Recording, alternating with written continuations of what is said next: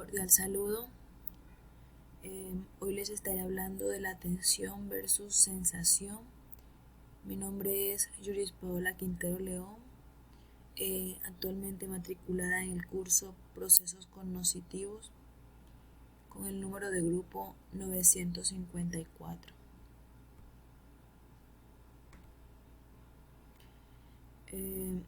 Definición de los procesos cognitivos, atención y sensación. Primeramente, la atención. Proceso por el cual podemos elegir entre muchos estímulos en competición presentes en nuestro entorno, lo que facilita el procesamiento de unos al tiempo que se inhibe el procesamiento de otros. Según Smith y Coughlin 2008, lo podemos encontrar en la página 147. Esto ocurre cuando el receptor comienza a captar activamente lo que observa y lo que escucha, y comienza a fijarse en ello o en una parte de ello, en lugar de mirar y escuchar simplemente de pasada. En la sensación, a través de ella los sentidos captan los estímulos del medio y es un proceso más relacionado con lo biológico, es decir, es el proceso que le permite al cerebro tomar información que recibe a través de los sentidos para interpretarlo, dice Suárez 2016. Bueno, la sensación se refiere a experiencias inmediatas y básicas, generadas por estímulos aislados simples. Áreas implicadas en el proceso cognitivo. Primeramente, la atención. Formación reticular. Decimos que se encuentra en el centro del tallo cerebral. Se asocia con el mantenimiento de un estado alerta. Por esta, el cerebro se alista para recibir información y posteriormente brindar una respuesta. También tenemos colículos superiores. Gran aportación en lo visual. Es moverse de una posición a otra u objeto a otro. Su función es control del movimiento ocular y llevar los estímulos externos al campo visual.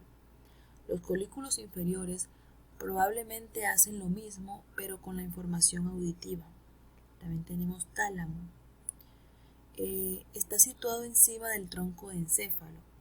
Su función es transmitir señales sensoriales a la corteza sensorial.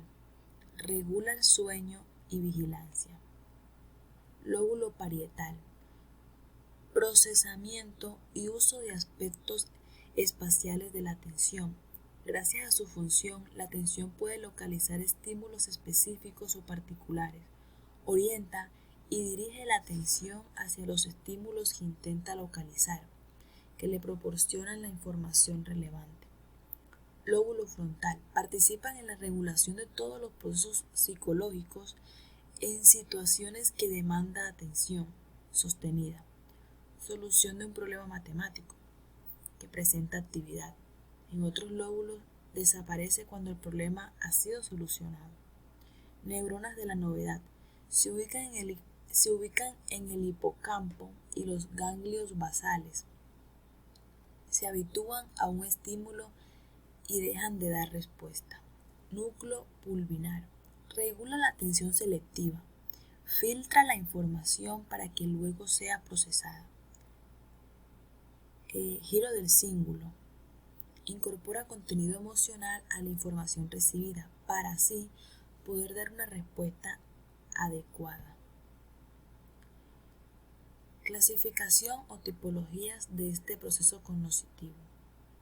Bueno, tenemos la atención interna, también la atención abierta, arousal, atención externa, atención encubierta, atención focal, atención sostenida, atención alternante, atención auditiva, atención selectiva, atención dividida, atención para el rastreo. Patologías o trastornos de la atención. Aquí tenemos distractibilidad. Decimos que es incapacidad de mantener la concentración en un estímulo con respuesta rápida y sucesiva a varios estímulos.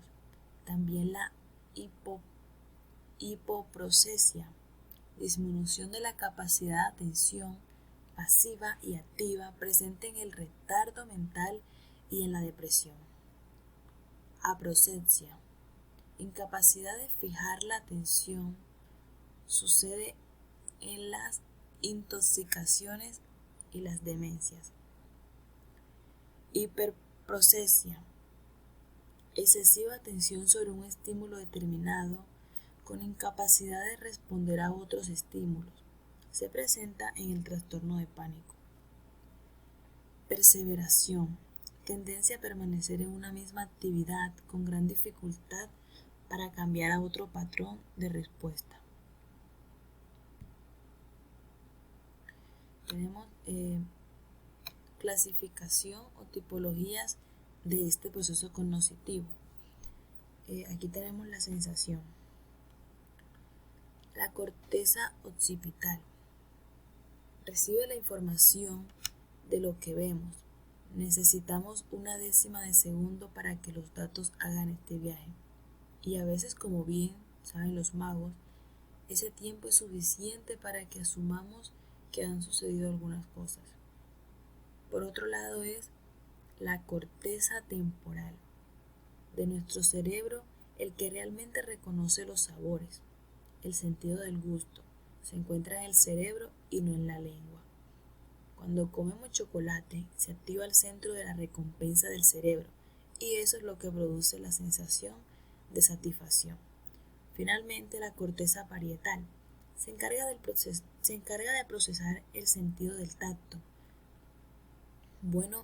del tacto y de todo el sistema sematosensorial, lo que incluye temperatura, posición del cuerpo y dolor.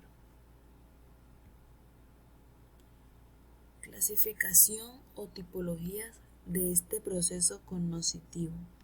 La sensación, estamos hablando, quimiorreceptores, cuando su fuente de información son las sustancias químicas, gustos, olfato.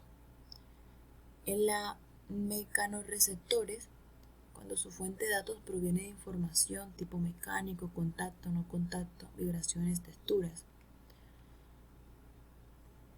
Termorreceptores, dicen que perciben el calor o el frío.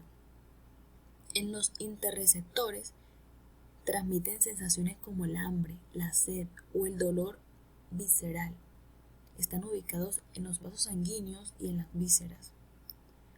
Propioceptores, reciben información del interior del cuerpo como el oído interno o los músculos. Esteroceptores, reciben información del exterior del organismo.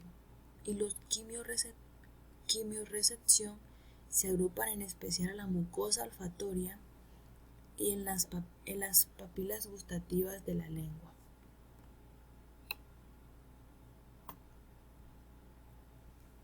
Patologías o trastornos de la sensación. Bueno, dice que los procesos patológicos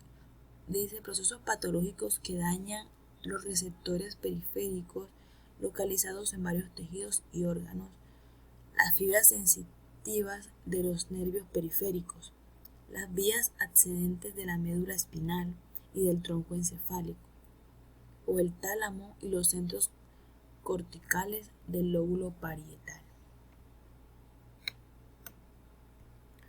Aquí les presento las fuentes de referencia donde fue sacada la información. Muchas gracias.